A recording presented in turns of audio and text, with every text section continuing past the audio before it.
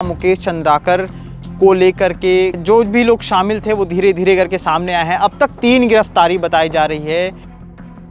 उनके जो उन्होंने जो अपने अवैध रूप से जो निर्माण किए थे उसे तोड़ दिया गया।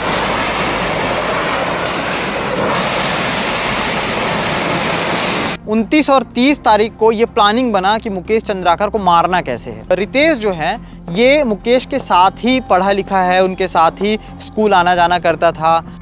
खाना भी खिलाते हैं मुकेश को। खाना खिलाने के बाद रॉड से पहले पीछे से वार किया गया, सीने पे वार किया गया, अधमरा कर दिया गया। कहते हैं कि अपने तो अपने होते हैं, लेकिन अपने कभी कभी ऐसे वारदातों को अंजाम दे देते हैं कि वो पराये से भी ज़्यादा बदतर हो जाते हैं। पराये भी वैसी वारदातें ना करें। मुकेश चंद्राकर अगर आप गूगल पे लिखेंगे तो बीजापुर के उस पत्रकार, बस्तर के तमाम खबरों को दिखाने वाले उस पत्रकार के बारे में लगातार खबरें चल रही हैं। लगातार जो लोग हैं उनसे जुड़ने की कोशिश कर रहे हैं, उनको जानने की कोशिश कर रहे हैं। शाम के ही समय कल जो भिलाई के पत्रकार हैं, चाहे वो वेब के हों, चाहे वो प्रिंट मीडिया के हों, तमाम पत्रकारों ने अपने अपने तौर तरीक़ों से श्रद्धांजलि दी और उसमें अपने जो भी उनसे जुड़े किस्से थे, मुकेश चंद्राकर से जुड़े जो भी बातचीत थी वो वहाँ पर बताई। इन तमाम मामलों के बीच एसआईटी की टीम बनती हैं और उसके बाद जांच पड़ताल और भी ज़्यादा शुरू होती है। कई लोगों के कमेंट्स भी आ रहे हैं कि अपराधी इतने ताकतवर हैं कि कुछ दिनों के बाद छूट जाएंगे, बहुत मामूली सी सज़ा होगी, उसके बाद फिर से वो वापस आ जाएंगे। एक तरफ जहां मुकेश चंद्राकर को लेकर के कड़ी से कड़ी सज़ा उनके साथ जो हुआ है उसके खिलाफ़ जो आरोपी हैं उनको लेकर के कड़ी से कड़ी सज़ा की मांग कर रही है। दूसरी तरफ कमेंट्स ऐसे आ रहे हैं, क्योंकि कमेंट्स इसलिए आ रहे हैं क्योंकि पुराना कानूनी जो चिट्ठा है वो लोग जानते हैं कि कितने आसानी से जो ऐसे रौबदार लोग हैं बहुत आसानी से बाहर आ जाते हैं। मुकेश चंद्राकर के बारे में बताते बताते, या यूँ कहूँ कि मुकेश चंद्राकर को जो लोग भी देख रहे होंगे, जो उनको जानते नहीं भी हैं, लेकिन पिछले 2 दिनों से उनके बारे में पढ़ करके उन महिलाओं की आंखों में भी आंसू आ गए हैं जो उन्होंने जिनकी खबर कभी देखी भी नहीं हो, वो कभी जानती भी नहीं हो मुकेश चंद्राकर को। ऐसे लोग भी अपने अपने मोबाइल से, अपने अपने टीवी पर मुकेश चंद्राकर की खबरें देख रहे हैं। इन पूरे मामले के बीच जब सारी चीज़ें हुई, 25 दिसंबर को सड़क के वो घोटाले वाली खबर, और 25 दिसंबर के ही दिन पीडब्ल्यूडी मंत्री जो हैं जांच का आदेश देते हैं और उसके बाद उसी सड़क घोटाले में मौजूद मालिकाना हक रखने वाले, जिम्मेदार अपने आप को बताने वाले सुरेश चंद्राकर और उनके जो भाई हैं, ये लोग मिलकर के जो हैं इस घटना को अंजाम देते हैं। क्योंकि जिस तरह बताया जा रहा था कि 25 दिसंबर को रिपोर्ट चली, 25 दिसंबर को जांच के आदेश हुए, 29 और 30 तारीख को ये प्लानिंग बना कि मुकेश चंद्राकर को मारना कैसे है। और उसके बाद इसमें जो भी लोग शामिल थे वो धीरे धीरे करके सामने आए हैं। अब तक 3 गिरफ्तारी बताई जा रही है, जिसमें से दिनेश, रितेश और महेंद्र रामटेके, ये 3 लोग हैं। रितेश जिसका नाम आया है सामने, आपको बता दें कि ये सब रिश्तेदारी में आते थे। रितेश, दिनेश और सुरेश चंद्राकर ये मुकेश की रिश्तेदारी में आते थे एक तरह से। रितेश जो है ये मुकेश के साथ ही पढ़ा लिखा है, उनके साथ ही स्कूल आना जाना करता था। एक जिगरी दोस्त की तरह इन दोनों को बताया जा रहा था, जहाँ तक की खबरें आई हैं।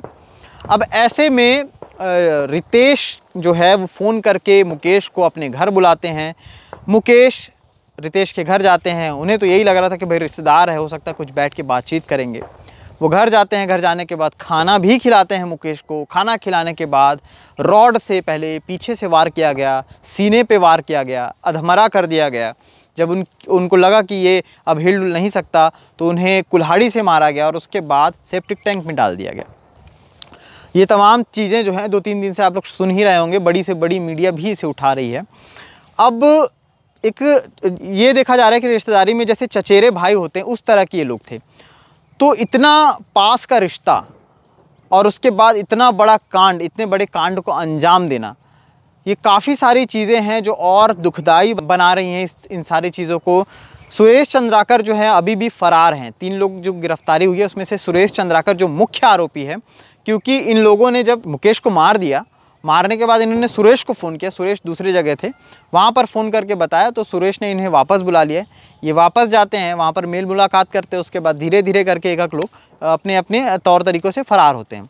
सुरेश चंद्राकर जो हैं अभी भी आउट ऑफ स्टेट बताया जा रहा है या अभी भी जांच पड़ताल जारी है, क्योंकि लगातार जो है टीम जो है खोज रही है, कहीं ना कहीं कोई भी तो सुराग मिले। लेकिन फ़िलहाल अब तक किसी भी तरह से कोई क्लू नहीं मिल पाया है। हो सकता है इस खबर बनते तक तो फ़िलहाल अब तक नहीं मिला है, लेकिन जल्द से जल्द पुलिस उन तमाम आरोपियों तक भी पहुँच जाएगी जो कोई भी इसमें और भी तरीके से शामिल थे। सुरेश चंद्राकर को लेकर के ये भी बताया जा रहा है कि वो किसी बड़ी पार्टी के नेता भी हैं। दूसरी चीज़ ये भी बताया जा रहा है उन्हीं की बारात, ऐसा बताया जा रहा है कि उन्हीं की बारात थी जिसमें वो हेलीकॉप्टर में लेकर के गए थे। इतने रौबदार, इतने रसूखदार बनने के बावजूद भी इंसान अपने मानसिकता से रसूखदार नहीं बन पाता, अपनी मानसिकता से अमीर नहीं बन पाता। और यही एक कारण था कि वो घोटाला कर रहे थे और एक तरफ उन्हीं का एक रिश्तेदार तो छोड़िए, एक ईमानदार पत्रकार जो उस खबर को उठा रहा था और उसके साथ इतनी ज़्यादती की गई। इसको लेकर के तमाम जो क्षेत्रों में जो पत्रकार हैं आक्रोशित हैं। आक्रोश के साथ साथ कैंडल मार्च किए जा रहे हैं, लगातार उनके लिए 2 शब्द भी बोले जा रहे हैं।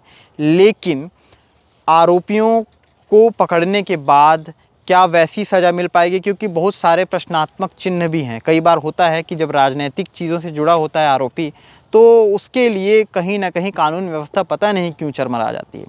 एक तरफ ये बोला जा रहा है कि उनके जो उन्होंने जो अपने अवैध रूप से जो निर्माण किए थे उसे तोड़ दिया गया। अवैध रूप का ये निर्माण तभी सामने आता है जब कोई बड़ा कांड आरोपी करता है, या तब तक नहीं वो अवैध रहता जब तक उसने कोई कांड ना किया हो। मतलब आप सोचिए कि टीन के शेड के अंदर इतना आलीशान मकान, इतना आलीशान जगह बनाने वाले सुरेश चंद्राकर को पहले कोई कुछ नहीं कर पाया। पहले किसी ने ये नहीं हिम्मत की कि आखिर इस तरह से कैसे बना दिया, ये अवैध है, ये तमाम सारी चीज़ें। और जब बड़ा कांड होता है और बड़े कांड के बाद ही बुलडोज़र आता है। खैर, बुलडोज़र आया, बुलडोज़र से जो भी कुछ टूटा वो तो वहाँ पर आपने तस्वीरों में भी, जो इंस्टाग्राम में भी हमने पोस्ट डाला था कि वहाँ पर बुलडोज़र चलाया जाता है। लेकिन बुलडोज़र चलाना ही न्याय नहीं है। न्याय में काफ़ी सारी चीज़ें आती हैं। न्याय की लिस्ट में बहुत सारी ऐसी चीज़ें हैं जो मुकेश चंद्राकर की आत्मा को शांति देंगी अगर वैसे न्याय मिलेंगे तो। एक तरफ भाई का कहना है कि उन्हें जिस तरह से उन्हें मारा गया उस तरह से उनको भी मारा जाए। न्याय की परिभाषा अलग अलग है। जिस तरह से विजय शर्मा जो गृह मंत्री उन्होंने बताया, न्याय की परिभाषा अलग अलग है। दोषियों को कोर्ट सज़ा देगी, कोर्ट के आधार पे जो सज़ा उनके लिए होंगी वो इस तरह से आएंगी। इस पूरे मामले को लेकर के आईजी की एक प्रेस कॉन्फ्रेंस भी आई है।